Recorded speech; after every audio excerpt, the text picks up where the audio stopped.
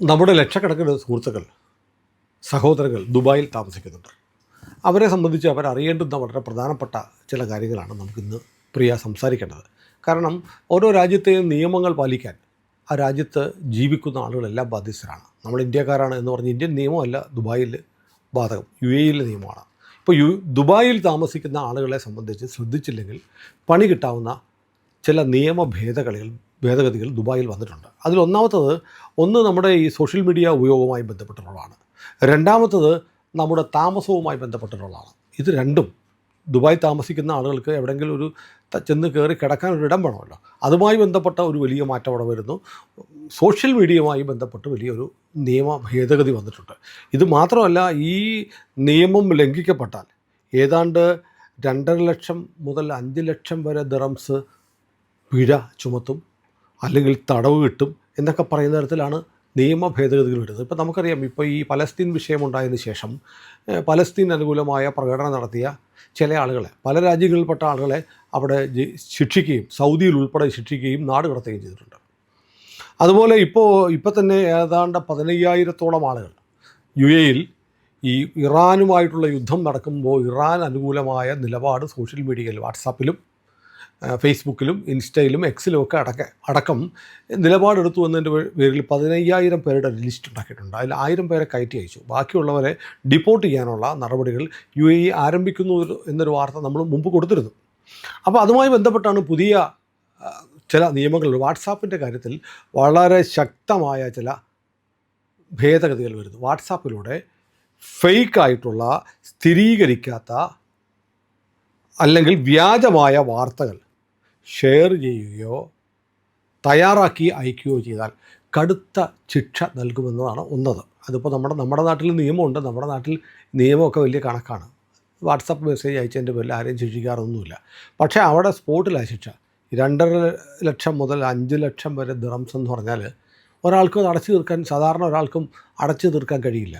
അപ്പോൾ പിന്നെ ഉറപ്പായിട്ടും ജയിലിൽ കഴിയേണ്ടി വരും. അത് കഴിഞ്ഞിട്ട് ഉള്ള പണിയും പോയി കൂടും കുടുക്കെടുത്ത് തിരിച്ചു വരേണ്ടി വരും. മാത്രമല്ല, ഇപ്പോൾ ഏറ്റവും പ്രധാനപ്പെട്ട ദുബായ് സെൻട്രൽ ബാങ്കിൻ്റെ ഒരു വലിയ നിർദ്ദേശം വന്നിരിക്കുന്നത്, ഇപ്പോൾ നമ്മളിപ്പം ബാങ്കുമായി ബന്ധപ്പെട്ട OTPകളൊക്കെ ഉണ്ടല്ലോ, അത് നമ്മൾ വാട്സാപ്പിലൊക്കെ അയക്കും. അങ്ങനെ അയച്ചാൽ പണി കിട്ടും.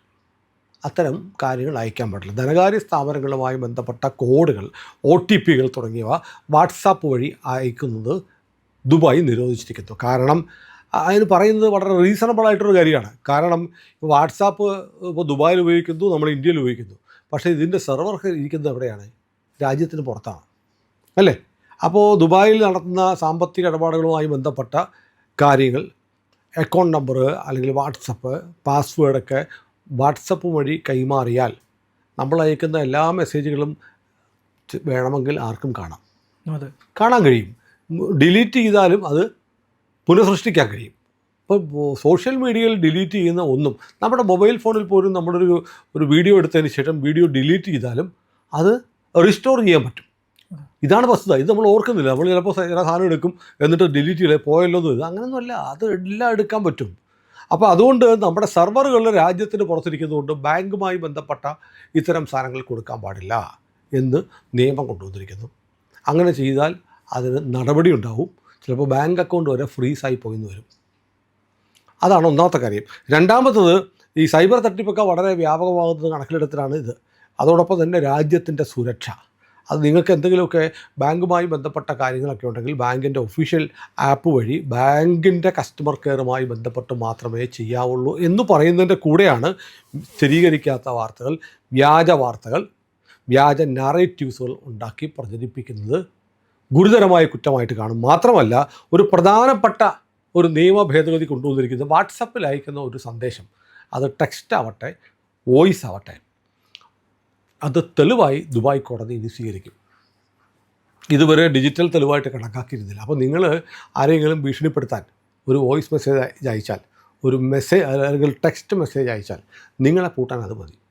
അതുകൊണ്ട് ദുബായിലിരിക്കുന്ന പ്രിയപ്പെട്ട സുഹൃത്തുക്കൾ വാട്സപ്പ് വളരെ കരുതലോടെ ഉപയോഗിക്കുക. വാട്സപ്പ് ഗ്രൂപ്പുകളൊക്കെ ഉണ്ടല്ലോ, വാട്സപ്പ് ഗ്രൂപ്പുകളിൽ ആരെങ്കിലും ഇത്തരം കാര്യങ്ങൾ ഇട്ടാൽ അത് അപ്പോൾ തന്നെ ഡിലീറ്റ് ചെയ്യേണ്ട ഉത്തരവാദിത്തം അഡ്മിനാണ്. നമ്മുടെ നാട്ടിലും അങ്ങനെ നിയമമൊക്കെ ഉണ്ട്. നിയമം ഒന്നും സംഭവിക്കാറില്ല. പക്ഷേ അവിടെയല്ല, നമ്മുടെ നാട് പോലെയല്ല ദുബായ്. പണി സ്പോട്ടിൽ കിട്ടും, പണി പാലും വെള്ളത്തിൽ കിട്ടും. അതുകൊണ്ട് അഡ്മിനായിരിക്കുന്ന ആളുകൾ ാണ് അതിൻ്റെ സോൾ റെസ്പോൺസിബിലിറ്റി. അതുകൊണ്ട് അത്തരം കാര്യങ്ങളൊന്നും ഇമ്മീഡിയറ്റ്ലി ഡിലീറ്റ് ചെയ്തില്ല എങ്കിൽ അതിനും പണി കിട്ടും. അപ്പോൾ ദുബായിൽ വാട്സപ്പ് ഉപയോഗിക്കുന്ന സുഹൃത്തുക്കൾ ഇത് ഉപയോഗിക്കണം.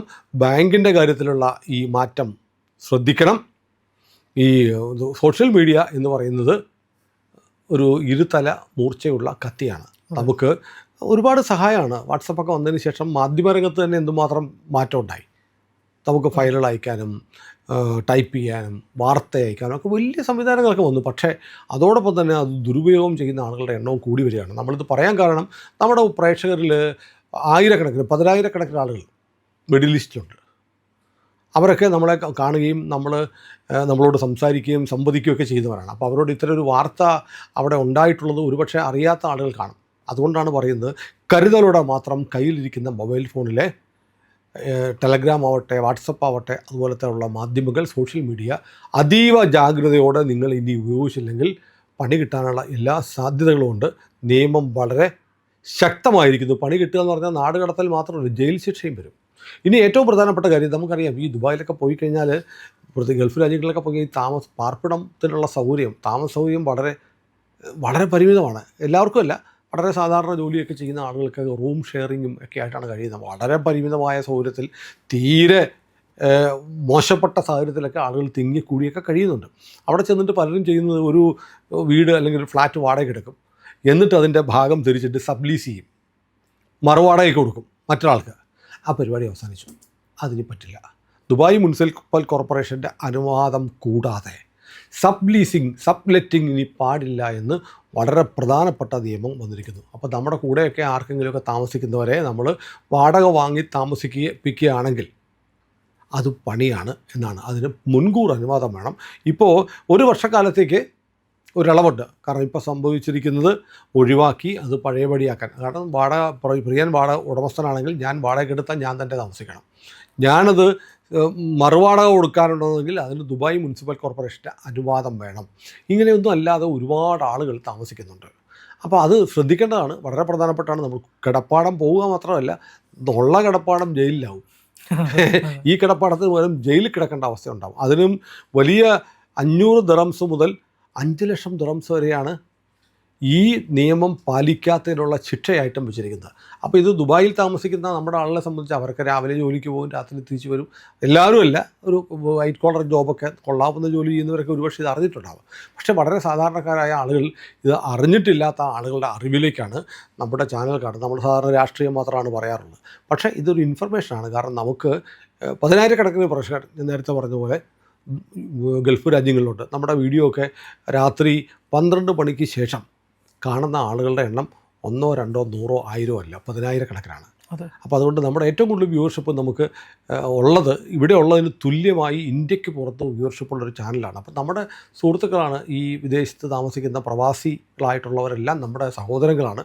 അവരുടെ അറിവിലേക്കാണ് ഈ പ്രധാനപ്പെട്ട 2 സംഗതികൾ നിങ്ങളെ അറിയിക്കാൻ വേണ്ടിയിട്ടാണ് ഞങ്ങൾ ഈ വീഡിയോ ചെയ്യുന്നത്. കരുതലോടെ ജീവിക്കുക, നന്നായി ജീവിക്കുക, സുഖമായിരിക്കുക, രാജ്യത്തെ നിയമങ്ങൾ പാലിക്കുക. നിങ്ങൾ ഞങ്ങൾക്ക് വളരെ പ്രിയപ്പെട്ടവരാണ്.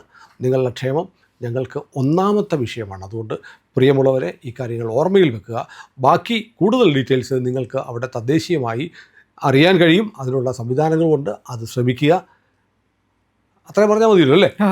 അപ്പോൾ ഏതായാലും അക്കൂട്ടത്തിലൊരു കാര്യം വരാനുള്ളത്, നമ്മുടെ സുഹൃത്തുക്കൾ, ചാനൽ കാണുന്ന നിങ്ങളിൽ ആരെങ്കിലുമൊക്കെ ചാനൽ സബ്സ്ക്രൈബ് ചെയ്യാൻ മറന്നു പോയിട്ടുണ്ടെങ്കിൽ നമ്മുടെ IND എന്നുള്ള ലോഗോയിൽ എന്ത് തൊട്ടാൽ നമ്മുടെ ഫീഡ് തെളിഞ്ഞു വരും. അവിടെ നീല നിറത്തിൽ സബ്സ്ക്രൈബ് എന്നൊരു ബാറുണ്ട്. അതിൽ വിരലമർത്തിയാൽ നമ്മുടെ ചാനൽ ഒറ്റ നിമിഷം കൊണ്ട് നമുക്ക് സബ്സ്ക്രൈബ് ചെയ്യാം. പിന്നെ ആ ബെല്ലൈക്കൺ കൂടി അമർത്തിയാൽ എല്ലാ വീഡിയോകളും നിങ്ങൾക്ക് ലഭിക്കും. അതുകൊണ്ട് പ്രിയമുള്ളവരെ, നിങ്ങളാണ് ഞങ്ങളുടെ കരുത്ത്. ജോയിൻ ചെയ്യാൻ കഴിയുന്നവർ ജോയിൻ ചെയ്യാം. അതെ. അതിപ്പോൾ സഹായിക്കുക, നമുക്കൊന്നിച്ച് മുന്നോട്ട് പോകാം. ഇതുപോലെ രാഷ്ട്രീയം പറയാതെ നിങ്ങളുടെ ക്ഷേമത്തിന് വേണ്ടിയിട്ടുള്ള നിങ്ങൾ അറിയേണ്ട കാര്യങ്ങൾ ഒരുപക്ഷെ നിങ്ങൾ അറിഞ്ഞിട്ടില്ലെങ്കിൽ, അറിഞ്ഞ ഒരുപാട് പേര് കാണാം കേട്ടോ.